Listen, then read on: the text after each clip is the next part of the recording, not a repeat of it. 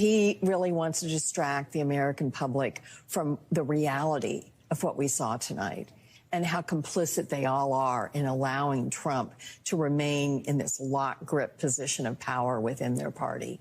And I think he's hoping that the high gas prices and the inflationary pressures in our economy will be enough to make people forget and just want to change out the Democrats. Yeah, that's former Missouri Senator Claire McCaskill. She's talking about Mitch McConnell. She claims he wants to use inflation and high gas prices to distract from the January 6th hearings. We'll bring our panelists back in. Jennifer Nassar, Tom Borelli, Donna Jackson. We ended with Jennifer. I'll go to Tom on that. Your thoughts there on how that was addressed, yet an analyst there outlining what that person believes will be a major campaign point. Your thoughts?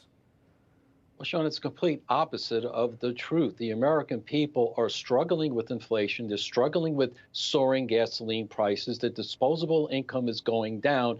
And yet, what does a Democrat House do? They have a show trial. This is all about Democrat power. Remember, their title is representatives. They're not representing the interest of the American people or their constituents. They're representing their own political power. And they are so afraid of former President Trump. If we had a drinking game last night, every time they mentioned the word Trump, I don't think I'd even be alive at this point. This is a show trial. It's not going to work. The American people are going to give them a real payback when it comes in November. Donna, are they in touch with where Americans' priorities are right now when they choose that that's the hearing they want to air during prime time? We heard from the GOP lawmakers yesterday. They were questioning where's the primetime hearing on the baby formula shortage, on inflation, gas prices. Is that more in tune with where people are? That's not in tune where people are, but this is a party that's always not in tune. They have this attitude that you do what I say, and they never listen. Listen, there were 574 riots during the BLM riots. There were 2,000 police officers injured. There were over 30 people killed, countless minority businesses destroyed, billions of dollars, not a single hearing.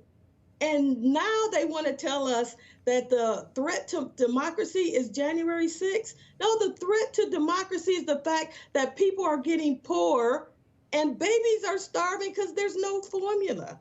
And they don't seem to care. They just want to shift the blame and say, we need to focus on Trump. I want to play this really quickly. Liz Cheney, one of the only sitting Republicans on the committee, had this to say last night, one of the highlights. Watch. Those who invaded our Capitol and battled law enforcement for hours were motivated by what President Trump had told them. President Trump summoned the mob, assembled the mob, and lit the flame of this attack.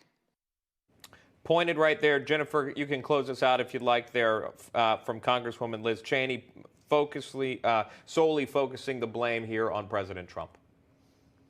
Yeah, I think that there are lots of things that happen, including social media. I think social media is the ruination of everything that happens that is good in our country goes bad. Once people start mobilizing on social media, they do bad things. There is no one who is in control of bad people other than the bad actors themselves. Yeah, and as Sean has pointed out numerous times on this program, all the Republicans that we've heard from had totally rejected what happened on that day when it came to the violence that we saw play out in the Capitol. And we're totally in agreement with that. Totally not acceptable what we saw and we continue to see, of course, during these hearings. That's the priority right now from these lawmakers. Jennifer Nassar, Tom Borelli, Donna Jackson, thanks, panel. Appreciate the conversation. A new Hour of National Report will start right after this quick break. We'll see you there.